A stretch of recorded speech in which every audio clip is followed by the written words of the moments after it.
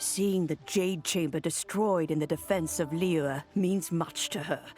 To me, such cooperation and sacrifice deserves at least some recognition, don't you agree? Well, I was really hoping you would say that such sacrifice could at least be used as some leverage in our negotiations. Thank you all for hearing me out. We know very well why the Adepti came here today. But please forgive us. We cannot yield to your wishes. Oh? 3,700 years. According to our records, the Adepti signed a contract with Rex Lapis to protect Liyue 3,700 years ago. Even to this very day, Liyue and its lands have stood the test of time, immovable as stone, just as it was thousands of years before. This is truly no small feat. But that does not mean that the Liyue of today is the same city as it was all those years ago. Do not merely cast your protective gaze upon the land. Instead, focus your sights on our city and each of the citizens that dwell within it. Are you questioning our means of protecting Liyue? I mean no offense. I simply hope that our Adepti forebears would see Liyue in a new light. Forebearers, you say? One doubts you would be fit to be part of such a lineage. This morning, Rex Lapis appeared to me in a dream. What? In the dream, I yearned to tell him that we Qixing, though mortal, are equally bound to the contract. Each passing generation of the Qixing leaves many things of value to be inherited by the next generation. I also thought to tell him how the past generations of Qixing had strove under his rule to survive in our mortal world, establishing a network of contracts which has since come to be known as trade. But I dared not speak. I could only gaze at him in silence until the moment I awoke. Oh, Ningguang. Yet another perspective. What are you trying to say, Outlander? Right! That's something that happened in Mondstadt. It's a story about the Four Winds and the people of the Animal Archon. The Animal Archon sought to quell the strife between the two sides, because he believed that such conflict would only scar the hearts of both, and that nothing good would come of it. Each of the 7 nations has its own scars from the past. Though your point is the very height of simplicity. As Adepti, we've become a laughingstock, to be chastised thus by an outlander who has lent us such succor. All right, all right. Didn't Ningguang suggest that we should focus on the city and each of its citizens? I know I already have, so why not see for yourselves? I apologize for appearing in full armor. I am afraid I cannot show the proper courtesies. And who are you? I am Feng Yan, a sergeant of the Millelith. I have come to extend my thanks to the Adepti. I thought this battle would perhaps be my last. But thanks to the aid of the Adepti, our forces were not as badly battered as I feared we might be. Although I am a mere mortal soldier, I promise to hold the line and never betray the grace given to us by the illuminated Adepti this day. Huh?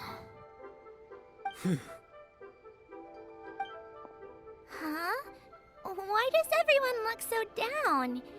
Didn't we just beat that big monster?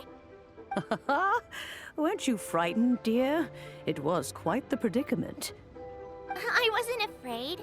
All the strong Millelith guards were there, and those powerful heroes with their visions were there. Everyone was there. When danger is near, everyone always protects me.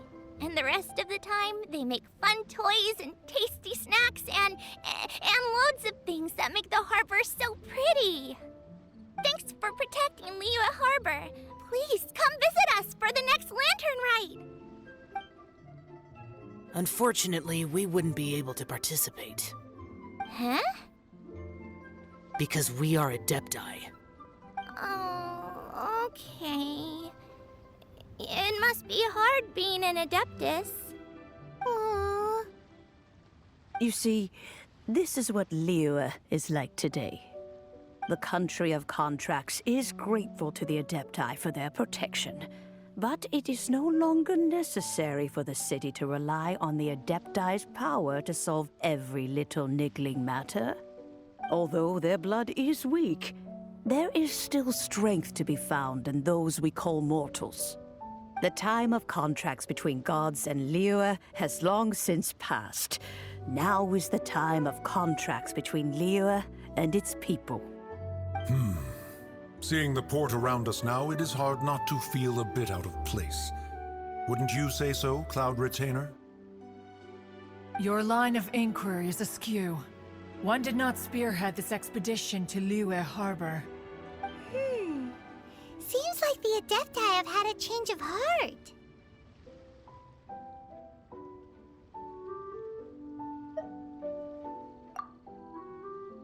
Let us return now. Eager to leave, conqueror of demons. Yes, one understands what the Conqueror of Demons means. The city of Liyue has changed much after our long separation. One fears that by the time one finally grasps the new contracts of Liyue, you humans would have once again changed the place beyond recognition. Fair enough. Away we shall, and return whence we came.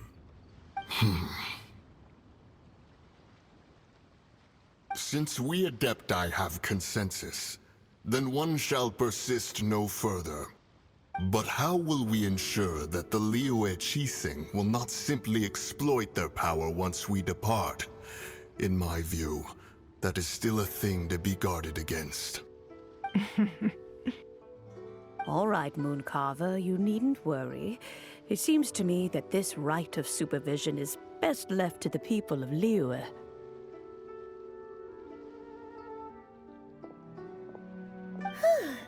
Looks like the conflict between humans and Adepti was avoided.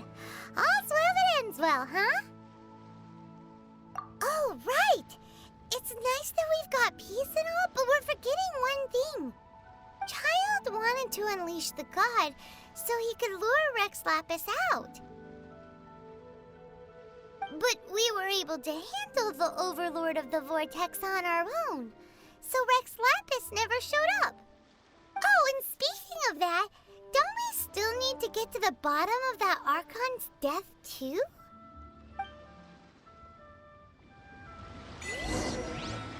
Hyman doesn't get it. But isn't the strongest lead we have the Adeptiless rite of parting that we're organizing? No idea where Zhongli's gone. Let's ask for him at Wangshen Funeral Parlor.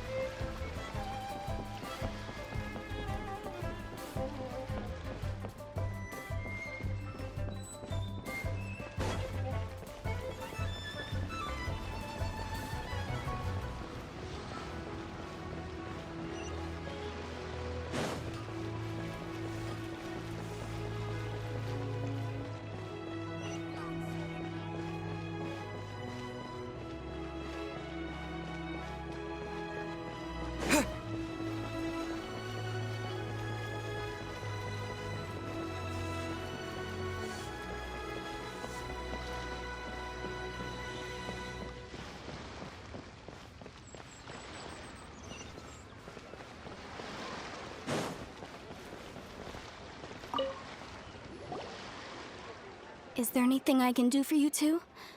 I'm afraid that Wangshen Funeral Parlor isn't in the best state to receive guests. We've come to see Zhongli. Could you please tell him we're here? Unfortunately, Zhongli isn't here at the moment.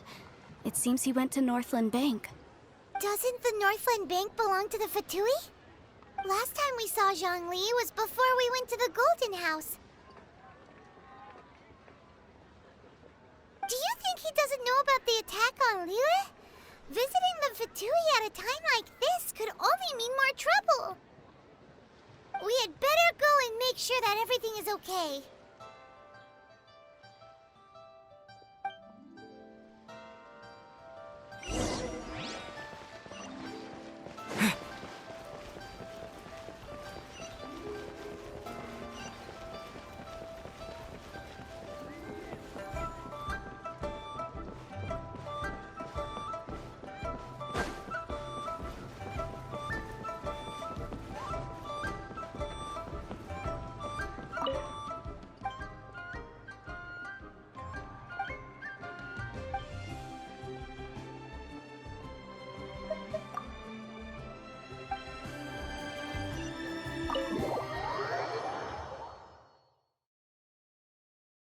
You call this cooperation between Harbingers? Cooperation involves communication, you know. Don't take it to heart, child. Besides, aren't you happy that you got to skip the formalities and bring chaos to the land? I'm sure you must have enjoyed that. Oh, it seems that some of your friends have arrived. Hey, it's Zhongli and Child. And you! You're also one of the Harbingers? It's you two. I believe we've met once before. In the city of Bards, was it? I'm glad you still remember my name. Ah, right. I imagine that it must have been rather hard to forget watching helplessly as something precious was snatched away from your friend. Well, if it isn't you two. This is our first time seeing each other since Liyue was nearly wiped off the map. This is certainly a bit awkward, wouldn't you say? Paimon knew that we should never have trusted a Fatui Harbinger. Oh, now don't say that. Sure, I may have misled you, but I never had anything against you personally. Besides, I thought we were getting along quite well together, didn't you? Except for that little tussle we had at the end. Nothing personal. We just have different views, that's all. Of course, you may very well hold this against me, but that's up to you. The real deceivers here are Senora and Zhongli. Curse them for leading me on. So actually, I think... Stop wasting time, child. There'll be plenty of time to chat once I'm through here. You remember the agreement, Morax. Now, if you would be so kind. The Gnosis, please. What in the world are you talking about? The contract is fulfilled. That which thou seeketh is now bestowed unto thee. For my promise is solid as stone.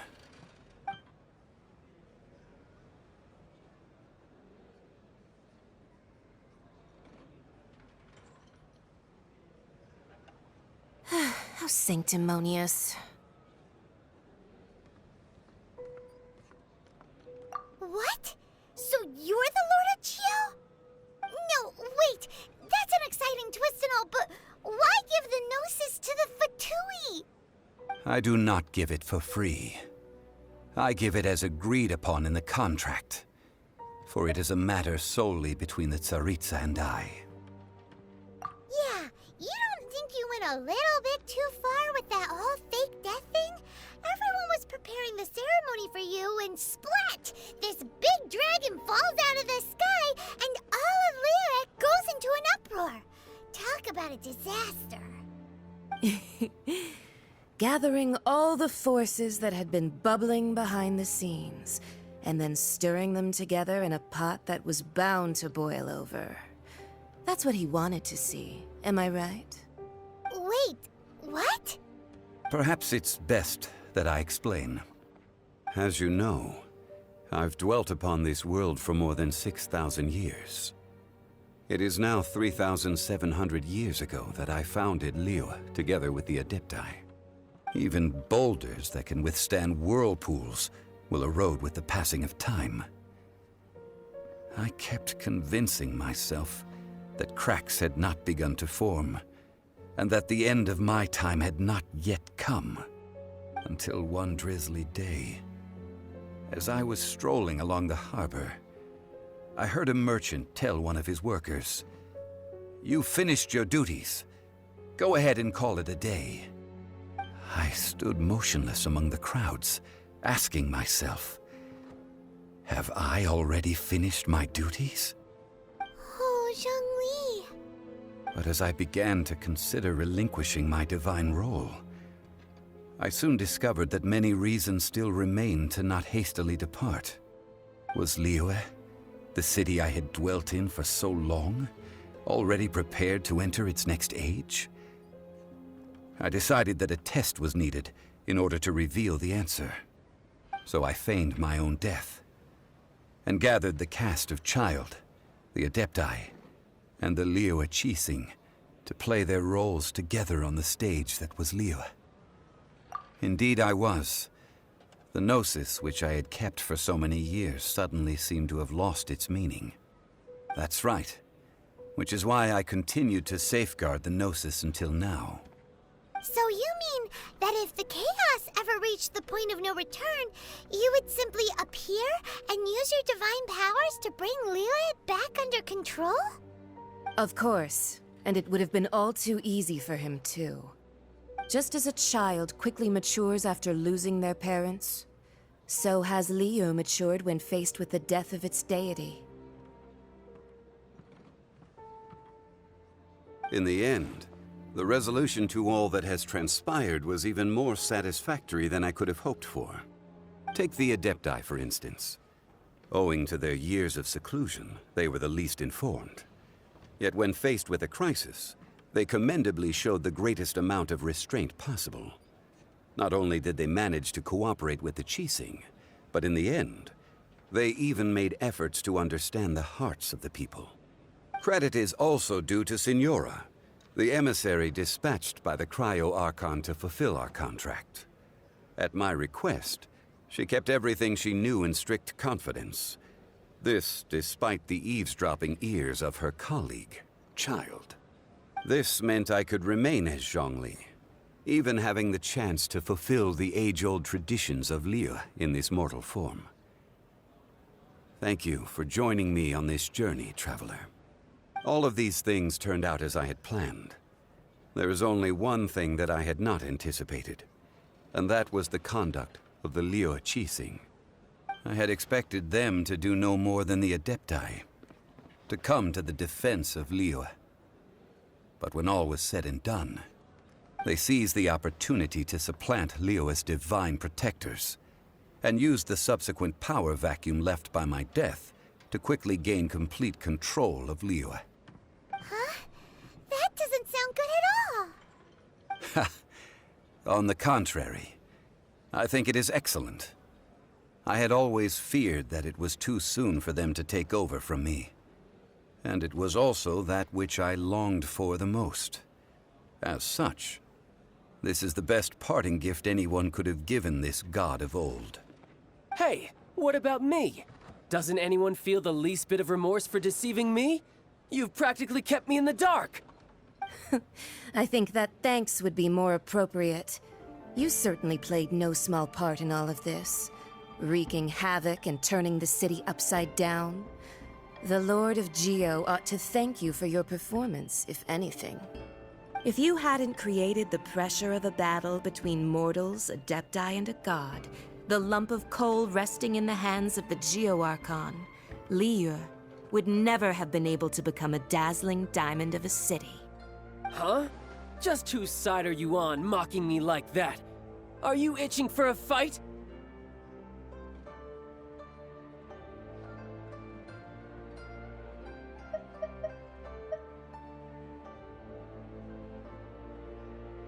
Be that as it may, you've come out of this as the hero of Liyue. I, on the other hand, will be forever prescribed as a disturber of the peace, no? Well then, with the Gnosis in my possession, I have no use for such idle chatter. We should return to Zapoljarny Palace and seek an audience with Her Majesty, the Tsaritsa. Come, child. Ah, fine. I'll meet you there later. I'm not sharing a boat with the likes of you. Do as you wish.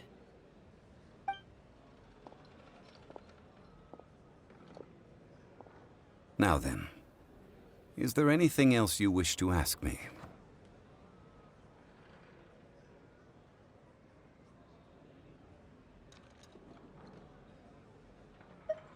Right! As Zhongli always told us, a good trade is a fair trade. Paimon has no idea what could be a good trade for a Gnosis. Realistically speaking, there is no such thing. Huh? However, I am the god of contracts. For thousands of years, I have made countless contracts. If the deal was of no benefit, then I certainly would not be inclined to agree to it. My agreement with the Cryo-Archon will be the last of my contracts as the Geo-Archon. My contract to end all contracts. As for the bargaining chip that the Tsaritsa used to balance the scales, uncover that answer for yourself in your future journeys.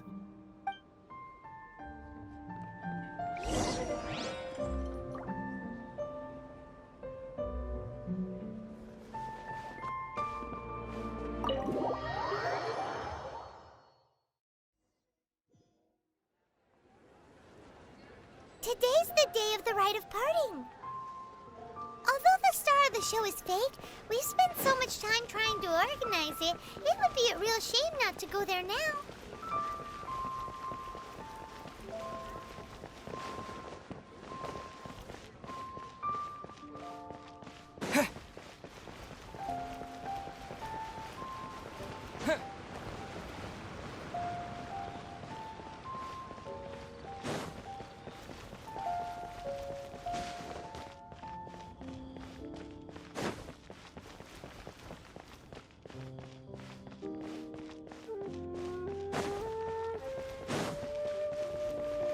You know that god from the ocean couldn't have just shown up out of nowhere. I mean, it's been 2,000 years since Rex Lapis subdued it. Yes, and to think that this happened right on the heels of the incident with Rex Lapis, too. Say, do you think the person who assassinated our lord and released that evil god might have been one and the same? Now that you mention it, that's very possible. Yes, it's very possible indeed. I mean, it all fits together. That person must have colluded with the evil god to harm Rex Lapis. Oh, that wicked, black-hearted scoundrel. Still, what sort of supernatural prowess must this person possess to be able to do such things? I have never heard of such a person in all my years. Ah, forget it. Guessing's no use to us. Look, the Millilith over there looks like he's about to make an announcement. Let's hear what the Ministry of Civil Affairs has to say first.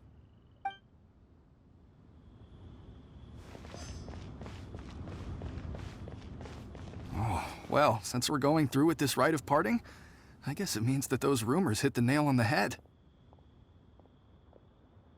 So Rex Lapis is really... But they didn't catch the culprit, did they? Oh, come on. Do you think that the assassin could have been a normal person? You know what I think? I don't think any of the gossip on the streets you hear from those shady types is worth anything. There's only one real possibility in my mind. I've heard that the assassin was that Fatui fellow. Youngish, pretty high in rank. I think they called him Child.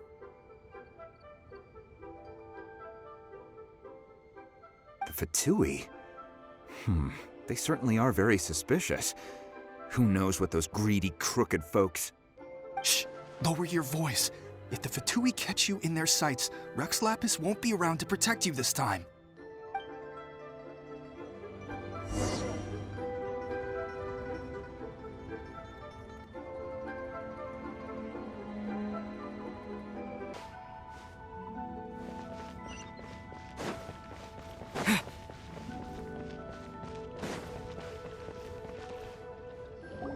Hear ye all!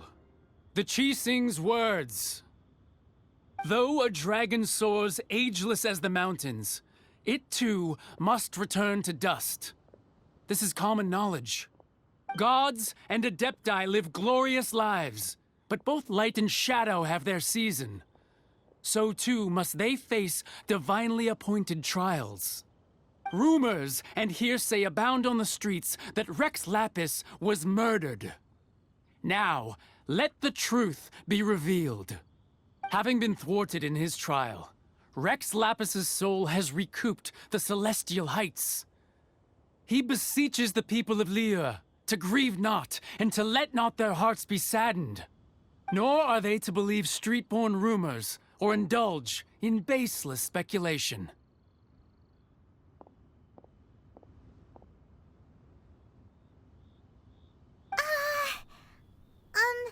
Paimon needs a translation on what the Qixing's announcement said. So that's how they're spinning it. Something feels off. Why would they suddenly give up looking for the murderer? Not to mention how this excuse sounds like something they just made up on the spot. Could the Qixing already have known that Rex Lapis wasn't dead?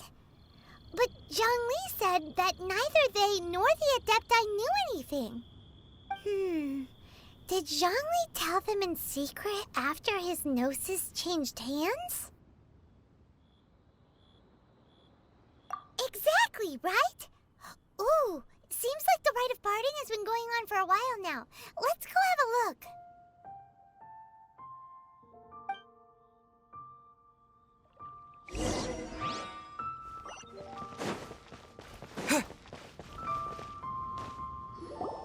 Look, it's Ningguang and Keqing.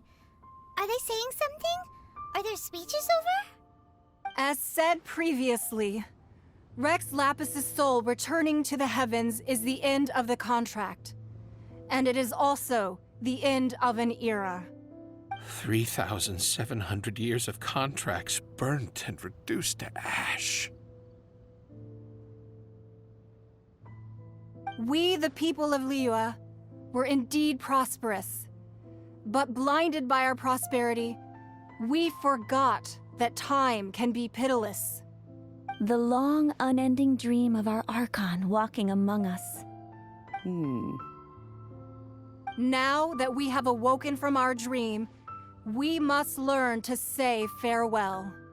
Will you stand with us as we re-establish our contracts? As we build a new age of prosperity?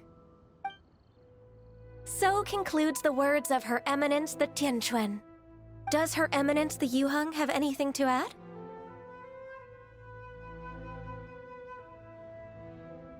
Huh? Is she looking this way? Traveler. Yikes! She really is looking our way! Is that the traveler who they say defeated the ancient god? So young. The Liyue Qixing always repay their debts. And as you have heard, our eyes see far and our reach is long. Name your price. You deserve that much. Whoa!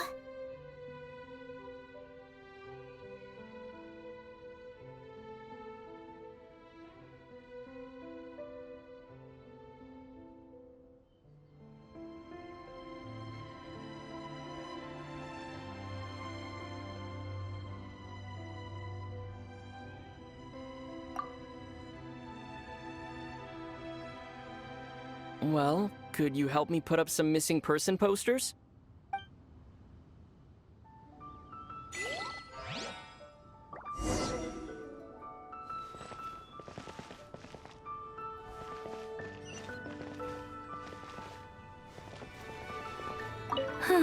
And to think I'd put my best perfume on before coming here, thinking you'd like it. But it seems as if those perfumes really were meant to be offered to Rex Lapis. Well, that's fine. Suffer no rivals in love, they say. And that's 3 gone in 1 stroke.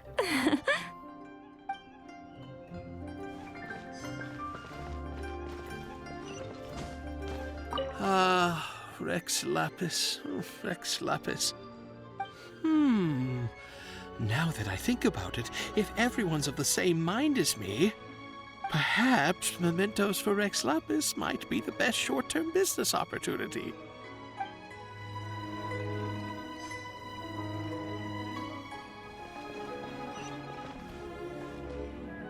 As for the mortals and Adepti of Liyue, what shape shall our relationship take from now on?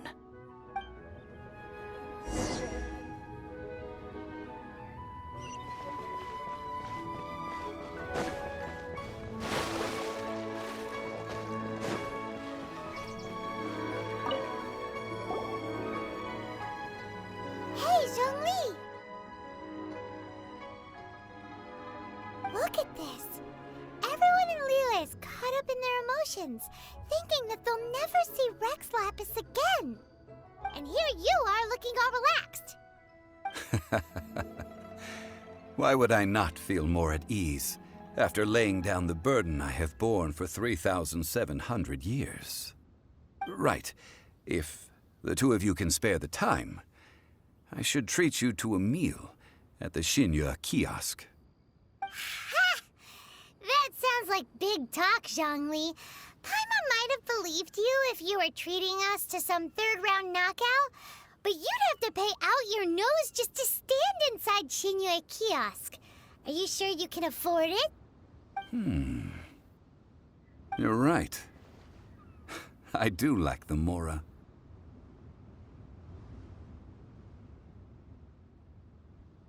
But why would Morax lack Mora? As the Rex Lapis Morax, I can easily create Mora. But since I have chosen to walk this earth as the mortal Zhongli, I should abide by the same rules that mortals do. When I was journeying with you, though I still had the Gnosis in hand, I knew that I must soon retire from my role as an Archon. So I had to rehearse a little for my new life. Oh, no wonder! Paimon gets it now. You didn't look at the price tags when we were spending because you've never had to.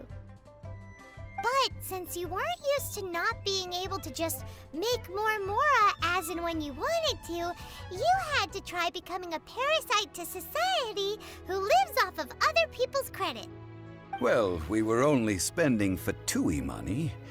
You don't have to say it like that. In the City of Commerce, we do not merely exchange money or goods. We also exchange knowledge, memories, and foresight, as well as positions, roles, and lives. The Archon Morax could never experience life as the true mortal Zhongli could, no matter how many times he descended to be with his people. I must thank you for that. I will treasure the memories that I made as Zhongli, traveling the streets of Liyue with you. That is true. But there is no journey that does not end. No meetings without partings. Paimon thinks that we should make a move and continue our search for the Seven. I fear that continuing your journey may be difficult. The nation that neighbors Liyue by sea, Inazuma, is presently closed. Yes, the nation has been closed by order of its deity, the Electro-Archon Ball. And just as the people of Liyue preferred to call me Rex Lapis, she too goes by another name among locals in Inazuma. Paimon thinks we've heard that one before. Raiden? That is the case. And since Raiden is also the Shogun of Inazuma, people call her the Raiden Shogun. That said, though people at the wharf were saying that the situation in Inazuma is very tense, Paimon doesn't remember that always being the case. It wasn't that bad last year. Zhongli, since you're Rex Lapis, shouldn't you know something about what's happening there? Just how did Inazuma become a closed nation? It's because of visions. Visions? When faced with circumstances beyond their control, humans often bemoan their lack of power. But if a person shows true strength of will at a desperate and fateful moment in their life, the gods will look upon them with favor. This is what visions are. Magical foci bestowed upon those who have been acknowledged by the gods. Uh-huh. That's how people in Teyvat see it. But starting from last year, the Raiden Shogun began promulgating the Vision Hunt Decree. Vision Hunt Decree? Yes. It was an order to seize all visions within Inazuma's borders, and to inlay them upon the hands of the statue of the omnipresent god. They want to seize visions. But why? Aren't visions blessings from the gods? I should think that in the Raiden Shogun's eyes, it is precisely because they are divine blessings that they should be under the sole dominion of divinity. Whoa, that's harsh. The Anemo Archon is the god of freedom, and the Geo Archon is the god of contracts. For her part, the Raiden Shogun is the god of eternity. It seems as though she has finally decided to eliminate any unstable elements that could pose a threat to her eternal realm. The fact that even I, the oldest of the seven, have now passed away, will only strengthen her resolve to pursue eternity. Knowing her, she must have again quoted that adage she is most fond of when proclaiming that decree to her people. 7 ideals for 7 gods, and of these, eternity is nearest unto the heavenly principles. All right then. Was there anything else you wish to know? Ah, that was a good one. Failing a divine trial. How they came up with that excuse, I will never know. That said, the reason why the Qixing were so eager to resolve the incident and stop pursuing the culprit was indeed because they received news in secret that Rex Lapis was not dead. I hinted as much to the Adepti as well. How did I accomplish that, you ask? Have you ever heard of this particularly convenient Adepti art known as gifting dreams and visions? All right then. Was there anything else you wish to know? Yeah, about that. Before the Qixing made their announcement, we listened to a lot of people talking on the way. Most of them put the blame for everything on Child. These are indeed false accusations. But it remains undeniably true that Child did send people to the Jade Chamber to prevent the Adepti and the Qixing from defeating the ancient god. I've heard that Ningguang is busy milking that for all it's worth on the foreign relations front at the moment, browbeating the envoys of the Fatui. Ha! Those poor Snezhnayan diplomats. If it were not for Child's exalted position as a harbinger, I'm certain that they would have shifted all the blame to him and called for his dismissal by now. All right then. Was there anything else you wish to know? The time of the Adepti has long passed. If even the Liyue Qixing don't want to face that truth, then what future is there for Liyue? Kuching is absolutely right in saying this. Now, though I did laud Ningguang's desire for power, believing this to be a good thing, and thought as a matter of course that she must have been behind the Qixing's plan to take governing power over Liyue from the hands of the gods and Adepti. Could the original person who brought up the idea of seizing power have been... All right then. Was there anything else you wish to know?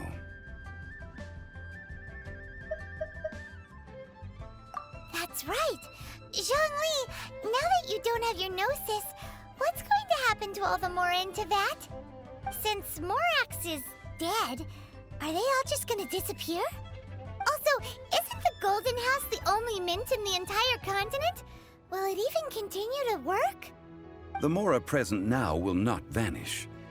But the Golden House will indeed have to cease operations for a lengthy period of time, since creating Mora requires the use of the Geo Archon's power. This is terrible! We're all about to run out of Mora! The world is coming to an end! Yes, this is indeed a major issue from a financial standpoint. Well, I suppose we'll just leave such troublesome matters to the Liyue Qixing to debate. Then, did you at least set some private funds aside for yourself? Oh, a private fund. This does seem like a good, logical, common-sense idea. It's a shame. What's a shame? It's a shame that I didn't think of it at the time. All right then. Was there anything else you wish to know? Well then, I suppose you'll have to find a way to get inside this closed nation. Have patience. I suspect that some serendipity must first come into play.